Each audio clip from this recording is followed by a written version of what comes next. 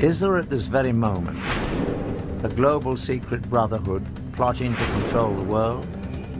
Or even worse, is the shocking plan already in motion? Have devastating weapons already been positioned around the world to cause catastrophic results? Can it be stopped?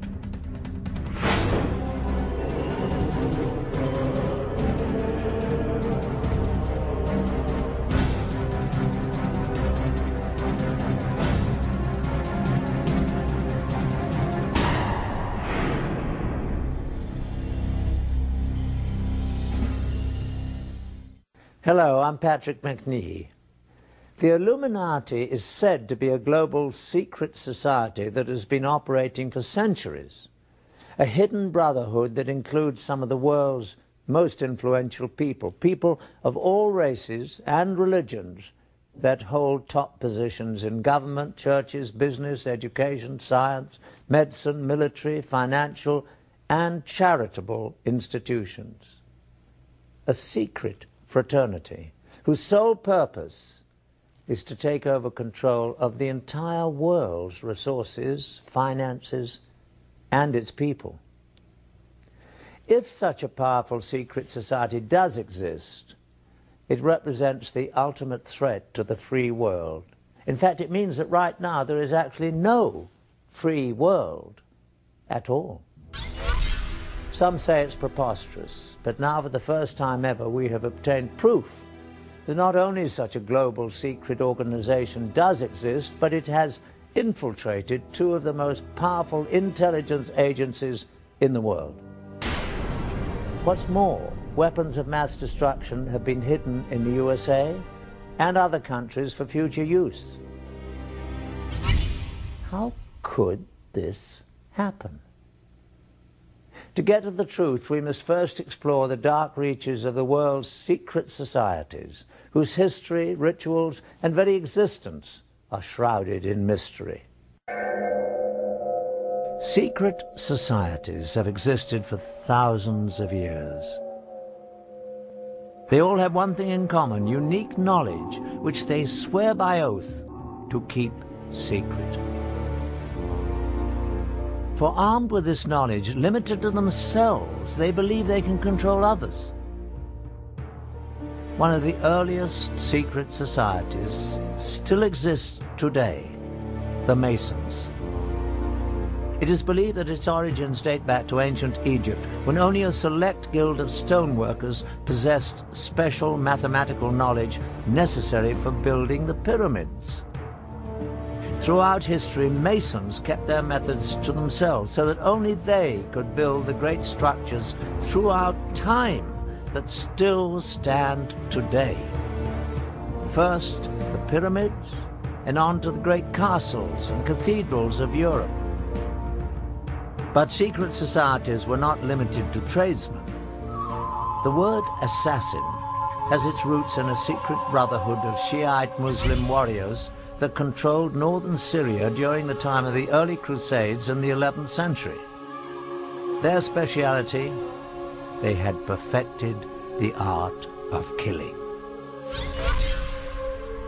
The sect was founded by Hassan-i-Sabah, called the Old Man of the Mountain, who ruled from a remote stronghold. Hassan indoctrinated his devotees with the promise that if they fought and died for Allah, they would live forever in paradise full of heavenly and earthly pleasures. He used the gruesome power of torture and murder to give his teachings special impact and assure complete discipline and devotion. Hassan gave hashish to his fanatical disciples to induce a feeling of invincibility before sending them on suicide missions. Hence the name assassin was derived from the word hashashin, or hashish user. By 1100, the assassins were said to number over 70,000 fanatically devoted members. About the same time in history, another secret brotherhood was created, the Templars. The Prieuré de Sion, Priory of Zion, was a chivalrous fraternity created in medieval France with the purpose of preserving the Merovingian bloodline and returning them to the throne of France. Their official headquarters was the Abbey of Notre-Dame du Mont de Sion in Jerusalem. In 1117, Baldwin I, King of Jerusalem, found himself greatly indebted to the priory for their services in helping him attain the throne. In return, the king negotiated the constitution of the Knights Templar as the military and administrative arm of the Priory of Zion. The Knights Templar had been created 10 years before for the purpose of safeguarding pilgrims on the road to the Holy Land. During their time in the Middle East, the Templars had contact with the Muslims, including the Assassins.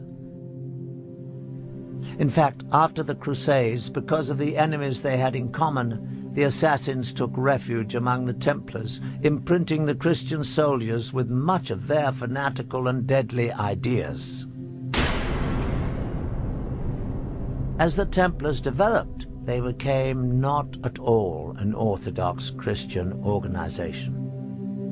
But their secret rituals and doctrine were much more mystical, heretic, and occult-oriented.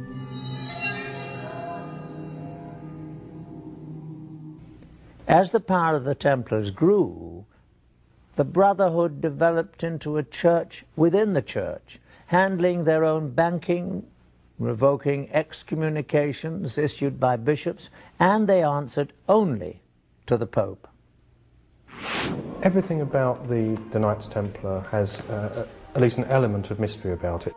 Right from its beginnings, it was founded just after the First Crusade, which had reopened the way between Europe and the Holy Land.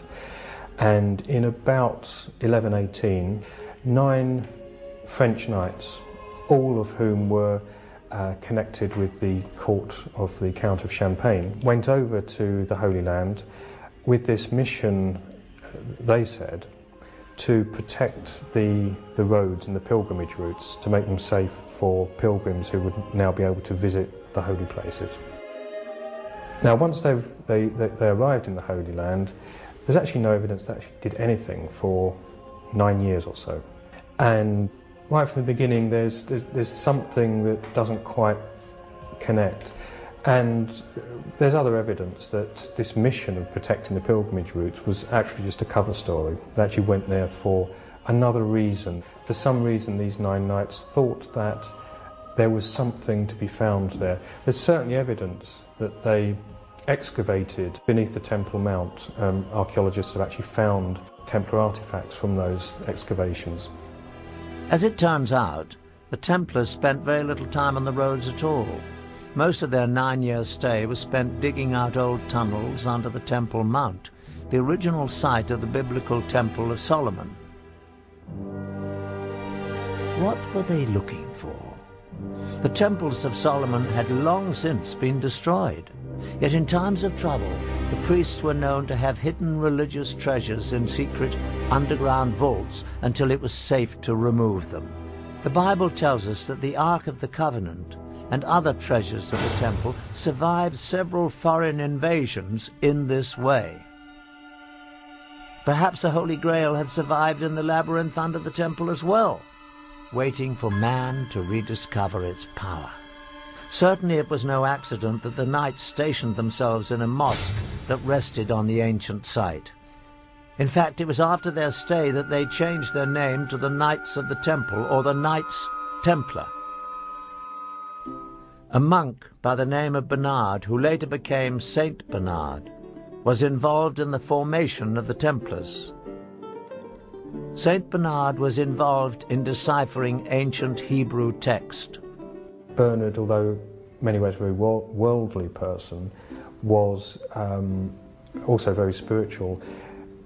In ways that are quite odd for his time, he was very much into the feminine side of religion, very much into the Black Madonna cults of, particularly of the south of France, which are very kind of mysterious, almost pagan. He had a great veneration for the feminine, embodied in lots of ways in the Virgin Mary, which was actually quite unusual for his time, and that appears to be the thing that drove him more than anything else. St Bernard was a very learned man again for his time. Yes, he studied Hebrew texts, studied other texts as well. It could well be something that he found in there.